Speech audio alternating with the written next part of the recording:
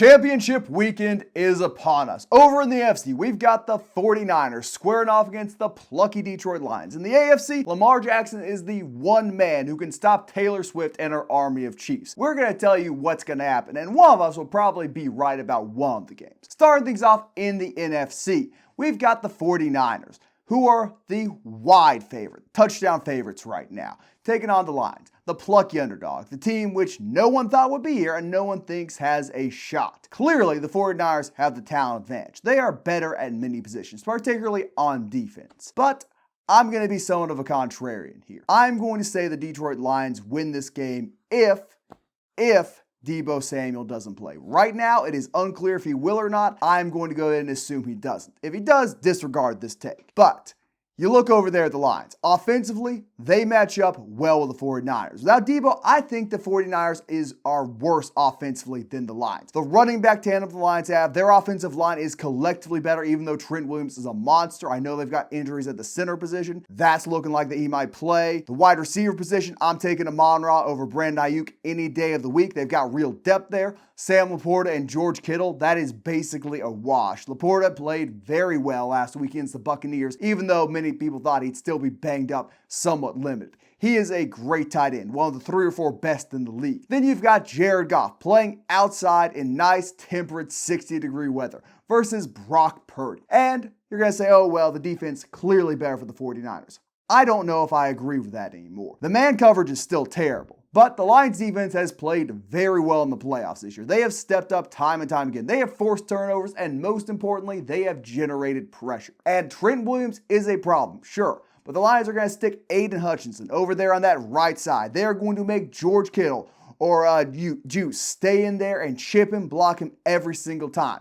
And even still, that might not be enough. Because Brock Purdy, in these situations, in close games where he has to be the one to go out there and win, when he's out there in the middle of the ocean, his life raft Deebo Samuel isn't there in the checkdowns, isn't there blocking for him, he gets a little bit shaky. And then when he sees that big shark fin wearing the number 97 start circling around him, he's going to start making mistakes.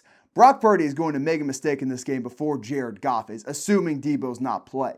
He is going to throw turnovers. He's going to force the ball in windows it should. He's going to try and turn the 49ers into a vertical offense. And it's not going to work. Give me the Lions in this one. They are going to be able to outperform the 49ers enough offensively, and their defense will rise to the occasion enough to get them a win in their first ever Super Bowl in franchise history. Well, both these teams are very similar on the offensive side of the ball. They have 2 high-level game managers. If you get offended by that title, 2 very good quarterbacks that don't quite affect the game like a Patrick Mahomes or a Josh Allen or a Lamar Jackson, Joe Burrow when he's healthy, those type of guys, they're simply not on that level. They have very similar receiver rooms, offensive line, 2 very good offensive lines, each have an elite running game that is capable of taking over the game.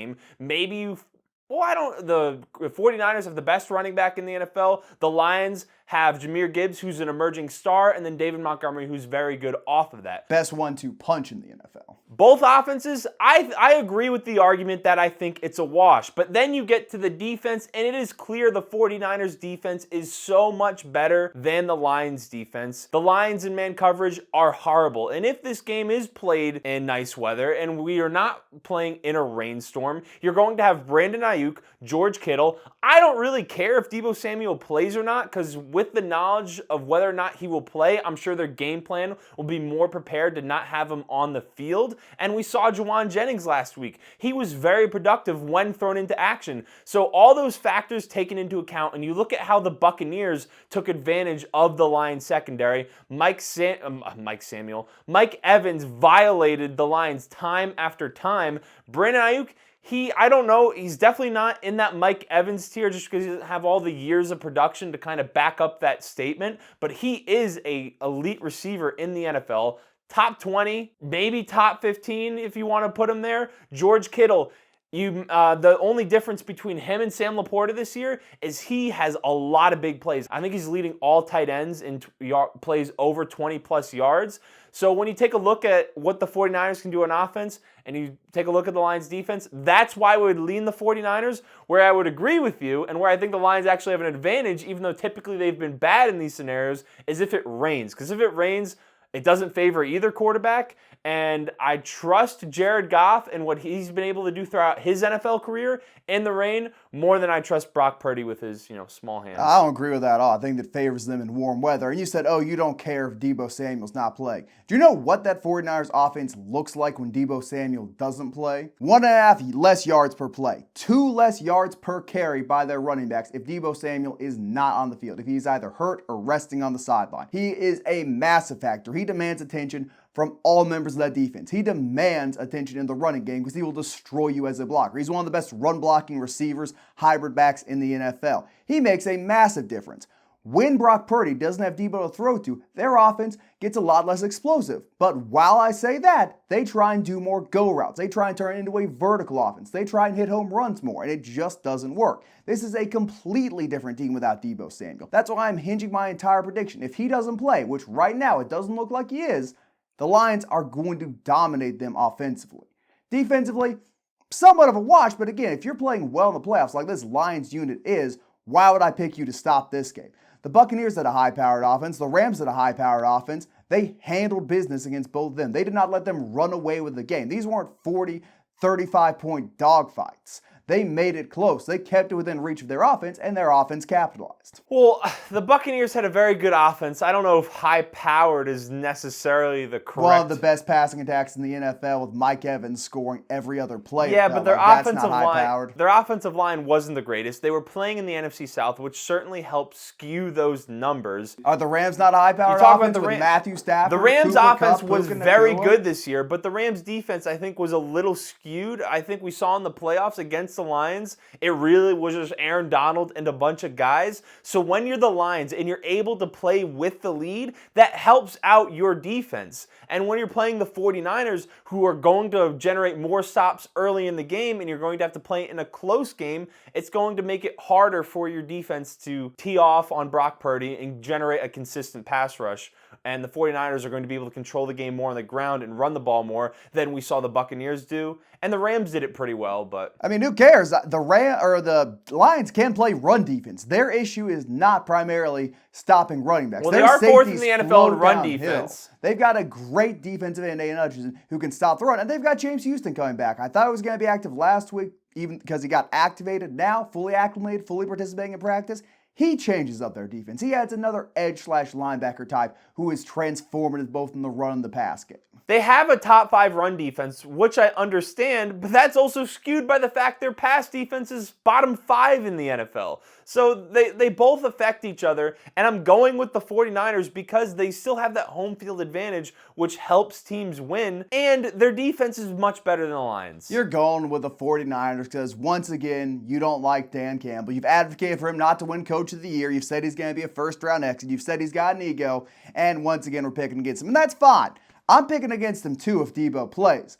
But I will not bet against the Detroit Lions if the 49ers are at any sort of disadvantage, particularly missing one of their most impactful offensive players. But unless you have anything else to say about the NFC. I'd rather talk about the game that's going to determine the Super Bowl. You don't have any faith in the 49ers to sneak past the Lions and beat up on the Chiefs? No. A hater to the core because you were rightfully bullied. Anyway. Over in the AFC, what was supposed to be a dynamic matchup between the two best quarterbacks in the NFL this year has turned into the Taylor Swift Bowl. You have 31 other fan bases aligning against the forces of the Chiefs and the forces of the Swifties. They, the people at home, desperately want to see Baltimore win. They're making edits on TikTok. They're praying to them in their cars. They are doing everything within their power to guarantee a Baltimore Ravens victory. I'm going to be honest, their opinions don't really matter because the Baltimore Ravens are the better team. Lamar Jackson can do things on the ground Patrick Mahomes simply can't. A more dynamic quarterback in many aspects of his game. I'd say the Ravens' offensive line's better. It's a bit of a toss-up. Their receiving core is certainly better.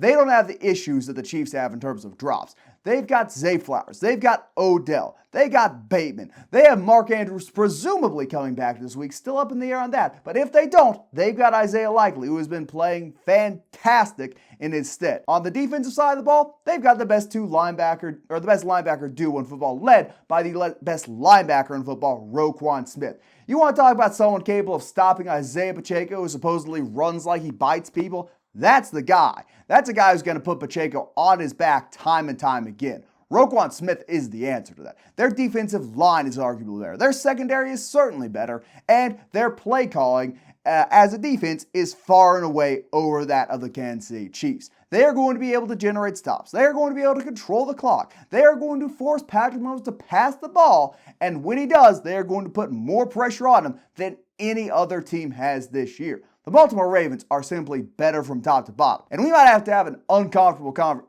conversation about which quarterback is truly better between Lamar Jackson and Patrick Mahomes after Lamar wins this game and advances to the Super Bowl. Having said that, I really want the Kansas City Chiefs to win because it would just be so funny to get the Taylor Swift ball, to get the marketing. If I could pick a winner of this game, I'd pick the Chiefs in a heartbeat just because of how much vitriol and hatred You're supposed to pick a winner. Directed toward, you know what I mean. If I could determine the outcome, if I can turn the dials, twist the wheels of fate, I'd say give me the Chiefs. But unfortunately, the Ravens are winning. Well, the Chiefs, they're a real threat to find themselves in the Super Bowl again. And I don't know why people have doubted the Chiefs so much this year. Why they've thrown so much doubt in the Chiefs' direction. I don't know if it's because Travis Kelce has been banged up during the year. You could say it's all the ref situations that have gone on. You could say it's the fact that they've dropped passes in the receiver room. But now when you take a look at how they've kind of developed towards the end of the year, and you have Rashee Rice emerging, you have Travis Kelce. I think he looked better than he's looked all season long in his first playoff game this year. So their offense, it's gotten things turned around. Yes, there were low points during the year. Yes, there were also games where the offensive line did not look all that great. But at the end of the day, when you have the Chiefs picking things up come playoff time, you have Patrick Mahomes, who is a playoff performer, the best since Tom Brady. He's been to now 5 straight AFC championships. They are a real threat to the Ravens. And you take a look at kind of the Ravens' history in games when they do lose. They have a tendency in the first half to kind of get out to a slow start, which allows teams to stay in the game longer than they should. Last week, it's a 10-10 ball game with the Texans, who only made the playoffs in the last week of the season. A team that, the AFC South is kind of very similar to they were playing in the divisional round, so they're actually a pretty good team. We saw what they did to the Browns in the wild card. No, they were a good team, but it's not like they beat up on the Bills in the divisional round. It's not the same thing. Are you going to push back against that? I think you're just a hater of CJ Stroud, which is fine by me. Keep going. I'm a hater, Oak. I'm a hater of CJ Stroud, the one who's kind of been singing his praises since the NFL draft. With that being, they have a tendency early in the game to let the other team hang with them. They're more talented than the Chiefs. I don't need to read off every position that they're very talented at. Isaiah did that already. They're the better team. When they play to their potential, we saw them run away with the game quickly against the Texans. And if they do that from the start, they're going to beat the Chiefs pretty handily. But if they don't, if they let Patrick Mahomes stay in the game, I think the Chiefs can win. I don't think that's going to happen. It feels like it is Lamar Jackson's year to finally make a Super Bowl. He's going to win an MVP. He has the highest completion percentage he's ever had in his career, the most passing yards he's ever had in a regular season. He's winning his second MVP. The defense is playing at an extremely high level, and the offense looks more dynamic than it's ever looked in years past. And the Chiefs side of things, it'll be interesting to see how their defense did. They struggled with Josh Allen on the ground last week, and Josh Allen and Lamar are very different runners. But if Josh Allen averaged 6 yards a carry, I can only imagine what Lamar's going to do. I don't know, maybe average less. Let's talk about Lamar and Mahomes for a second before we end the video. This year, and when Lamar is at the height of his power, when he drops back in the pocket, when he has the ball in his hands, statistically, he is more productive than Patrick Mahomes. When he is healthy, when he has his team around him, when he has his offense clicking, on paper, he is better than Patrick Mahomes. Now that's just on paper, but I want to talk about the eye test. Patrick Mahomes can make any throw. Sure, Lamar can make almost any throw. And when it comes to the legs, I get Patrick Mahomes is good at avoiding pressure, good at avoiding sacks. There's no conversation to be had. Lamar is far and away the best rusher at that position we have ever seen in an era of football where being a mobile quarterback matters more than it ever did. They are vastly different quarterbacks to watch play. No one would argue that. But what I do want to argue is if those conventional quarterback skills are as important as Lamar Jackson's ability to win. Because since he came to the NFL and started starting, he has been one of the winningest quarterbacks in the NFL. I'm not going to say it this week, but after Lamar outperforms Patrick Mahomes in the AFC Championship game and goes to his first ever Super Bowl, we're going to have a conversation. Well, he's the second most winningest quarterback in the NFL. Do you know who's the first most? I don't particularly care. It's Patrick Mahomes. So I'm not going to go that far to say Patrick Mahomes is better than Lamar Jackson, but there's certainly a conversation that needs to be had, and Lamar Jackson has a lot of haters for whatever reason. The past 2 years... I mean, whatever reason's this, if we're being honest with ourselves, but... Well, not as many people hate Patrick Mahomes or CJ Stroud now. Okay, Patrick Mahomes doesn't count. Okay. Let's be blunt about that. We know which team he's playing on, the whites versus blacks football game. Realistically, they're going to get his Kermit the Frog voice up in the press box for that. But... whatever the reason may be, it's always been ridiculous, and it's probably, some of it has to do with the fact over the last 2 years, he's been banged up at the end of the year and didn't make a deep playoff run. But when you look at the top quarterbacks in the NFL, Patrick Mahomes always gets compared to Josh Allen. He always gets compared to Joe Burrow because Joe Burrow's got the best of the Chiefs a few times and also beat them in order to go to... because Joe Burrow gets hard carried by his defense and wide receivers in the playoffs, unlike other quarterbacks in this conversation. He said it, not me. But... you look at the career accomplishments of all the quarterbacks, Josh Allen has been to one conference championship game. He doesn't have one NFL MVP. Lamar Jackson, he's going to win the MVP this year, and if he beats the Chiefs, goes to the Super Bowl, and wins the Super Bowl, he's going to have 2 MVPs compared to Patrick Mahomes' 2 MVPs. He only has 2 MVPs, right? Yeah, Mahomes only has 2. So he's going to be equal on MVPs, and he's going to have 1 less Super Bowl win. So that's your more Peyton Manning, Brady-esque rivalry there. It's not Joe Burrow and Mahomes. It's not Josh Allen, and it's certainly not Josh Allen and Mahomes, which people love to throw out there. It's Lamar Jackson and Mahomes. And the reason that hasn't been really at the forefront of the discussion is because the Ravens weren't as good the past 2 years, but... I mean, you want to talk about the Ravens winning and Patrick having more wins. We have made every excuse in the book. By we, I mean you have made every excuse in the book for Patrick Mahomes and the Chiefs not being where they were. You thought they'd be at the start of the season in terms of having 12, 13, 14 wins and their record dipping. If you put Patrick Mahomes in a situation where his star tight end goes down, half his defense goes down, his wide receiver room is a mess year in and out, he loses his first 2 or 3 running backs off the depth chart, the torn ACLs by week 6, he wouldn't be in the playoffs this year, or at the very least he'd be the 7th seed.